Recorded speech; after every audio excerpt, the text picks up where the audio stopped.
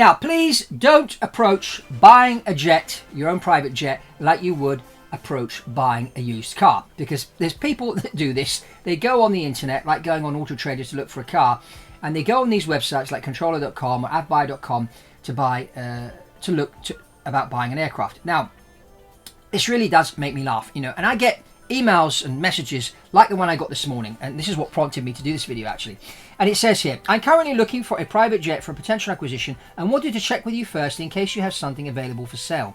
Here are some specifications. Max 10 years old, 12 seats, approximately 350 flight hours a year, good overall condition, full maintenance history, client budget up to 15 million euros.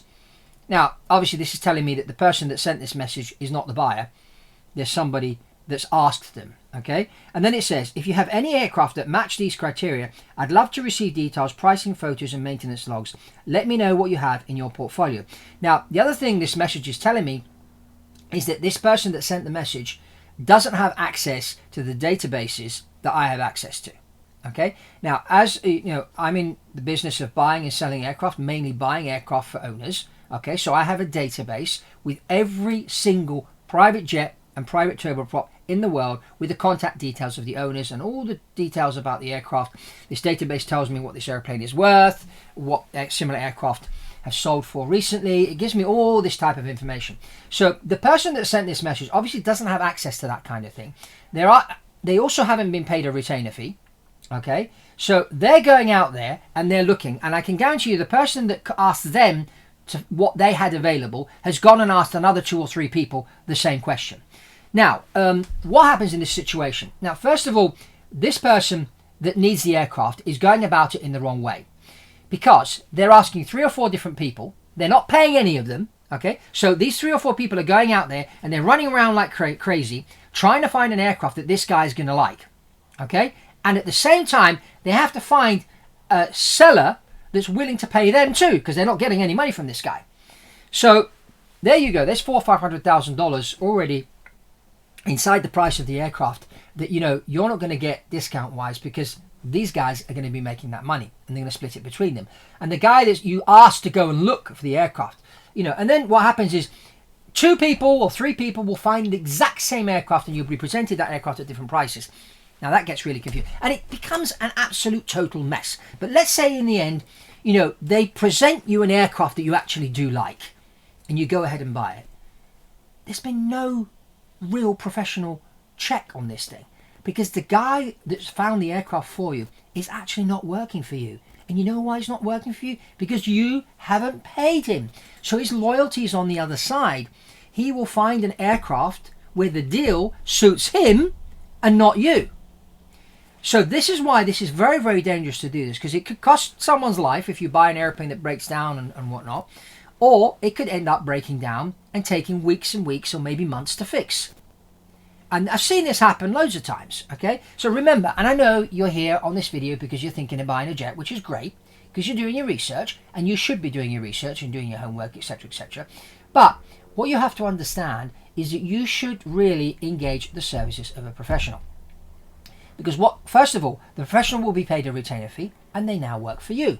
But the other thing the professional has is they have access to the databases of all the aircraft in the world. So let's say, we talk, if you call me, the first thing I will do is want to understand why you need the airplane, what you're going to do with it, what type of business you're in, where you're going to be flying to. So that way I can determine which is the best airplane for your mission.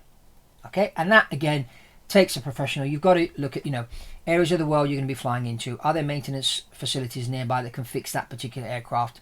Are you going into high mountainous areas in the summer? We need to look at the runways. We need to see performance. Are you going to be flying 5-6 people every time, full load, long distance, which means we could be limited performance wise. These are all things that you need professionals to look at. I mean, I'm an airline transport pilot. I've flown thousands of hours around the world, both for airlines and on private jets. I know how aircraft performance works, and that's really important. I've got my buddies all over the world flying, so I've got a network of pilots all over the world, because that's the other thing. It's not just about the plane. And as I did say in my previous video, and if you haven't seen it, at the end of the video there'll be a link to that, about accidents that have happened recently.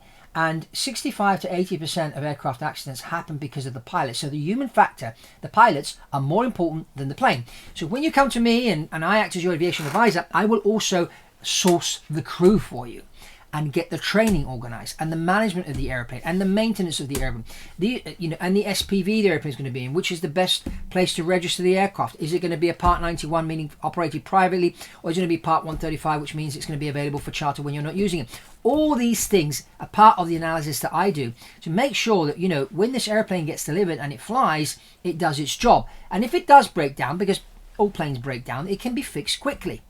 This is really, really important, and it doesn't break down 5 times after you've bought it, within the space of 3 months. These are the kind of things that we need to look into. So, we have a team of engineers that will go out and do the pre-buy inspection, go through all the aircraft records, inspect the aircraft, look at where the airplane's had its maintenance recently. Are these reliable shops? Who's flown the aircraft? The pilots, look in the background of all these kind of things, which tells you the story of the airplane, tells you the history of the airplane. Has this airplane been looked after? Which is really, really important. So this is why, you can't have this type of approach like this message. This guy that messaged me hasn't got a clue what he's doing. The guy that's asked him to find an airplane hasn't got a clue. And this is, and don't get me wrong, these deals do get done. They do get done. But the guy buying the aircraft is the one that gets the worst deal possible. Because this broker guy that wrote to me, he'll make his $250,000. He'll be happy. But I can tell you, he's not doing a good job. And the guy that's bought the airplane is going to buy a piece of junk, or he's going to hire the wrong pilots. I mean, something's going to go terribly wrong on this, because it's not like buying a used car where if the car breaks down, you can stop on the side of the road and call for assistance, and they'll come and tow the car away, give you a courtesy car for a few days while they fix your car. When you're up at 45,000 feet and something goes wrong, or you're in Uganda and the pilots start the aircraft and you finished your meeting and the aircraft doesn't start, or lights come on, and there's suddenly no-go items. No, sorry, boss, we can't go. We need this fixed. Okay, how soon can we get it fixed? Well, actually, the nearest engineer is 5 hours away by plane. But I need to check to see if he's got the spare part. Let me get on the phone. Yeah, the engineer said the spare part will be with him in a week. So now you're stuck in Uganda. Now what are you going to do? We're going to have to get a charter in to take you away. The airplane's going to be sitting there now for a week. We need to guard the airplane. We need to make sure it's safe, maybe take it in the hangar. Employ somebody from security to guard the airplane. Then we've got to wait for the engineer to come down. We've got to pay for him to fly in with a Learjet or whatever to fix the airplane. And in the meantime, you go back to London, and then you need to go to New York a few days later. We'll have to charter an airplane. So you see how this has a knock-on effect? All because you decided to ask somebody, have you got anything for sale? I don't have anything for sale. I don't have any airplanes for sale right now. But what I do have is I do have my expertise. I do have a database with every single private jet for sale in the world. So we can go in there, first of all, assess what you really need. Go out and look and see what's available. Maybe email some people whose aircraft is not for sale and ask them maybe they're selling. Remember, about 40% of aircraft are actually sold off market. So there's a lot of aircraft for sale that aren't advertised for sale. Now, I'm not saying we're going to get a better deal, but there's just more options out there. If you're looking for a plane with a shower, which is never a good idea, but if you're looking for one with a shower and you insist, I will tell you don't buy a plane with a shower because it's going to cause corrosion. However, that's my duty to tell you, but if you insist and you're prepared to take that risk, we will go out and look for an airplane with a shower. And so, maybe there are only 5 of that type of aircraft with showers, and only 1 of them is for sale, and it's not really in good condition. So we'll go and email the other 4 people, and maybe they're thinking of selling their plane in a few weeks, or maybe it is for sale, but they're trying to do it very quietly. A lot of these companies are listed on the stock exchange and that. They don't want people to know that their airplane's for sale, otherwise it affects the stock price. So they do these kind of transactions quietly. Like it's done on art or luxury cars, properties and whatever. A lot of these things are sold off market. But again, I get a lot of messages of people asking me. They send a message like the one I just read before and says, airplane must be off market. Why does it have to be off market? Off market jet is not going to bring you a better deal than one that's on the market. There's no difference really in price and quality and whatever. It's just that the owner wants to keep the transaction confidential, which is why it's off market. Simple as that. So that's the off-market thing out the window. So that's basically my take on all this. So if you are interested in buying an aircraft, you can reach out to me or find an aviation advisor, someone that will act for you. You pay them a retainer fee, then you pay them some more money when the deal closes.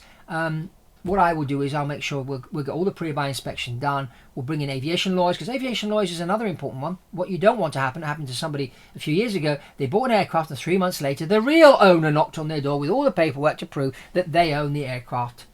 And so this guy paid $10 million for an airplane that wasn't actually his, because it belonged to somebody else, other than the person that he thought he bought it from.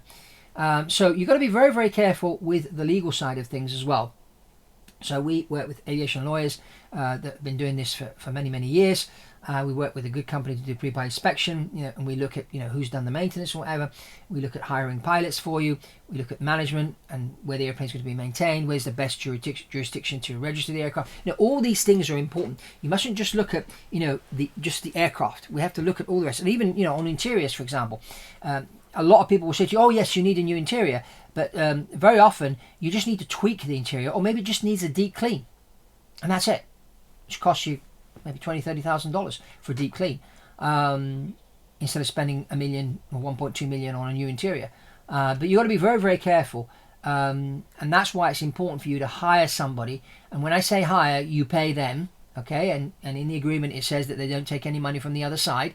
That's really, really important. So that this person is working for you. So they know, that they're going to do a good job for you, because that's what they're hired to do, and that's really, really important to understand that. So that's all from me on this episode of Biz Jet TV. Check out this video we did recently about flight safety and about the increase in accidents and what the solution is. In particular, if you are looking to fly your own jet yourself as a pilot, we are launching Aerovat, which is a club for aviators, the ultimate club for aviators, and it's a great training system which we've developed. You can click on the link below, flyaerovat.com, and we're launching on the 17th of December. It's a great innovative project to help those of you that are entrepreneurs but also fly their own airplanes to be safe and improve. It's almost like we are your flight department, a bit like an airline, and we'll train you to airline standards with all our coaches and instructors and that. So that's all from me here on Biz Jet TV, and I'll see you on the next one.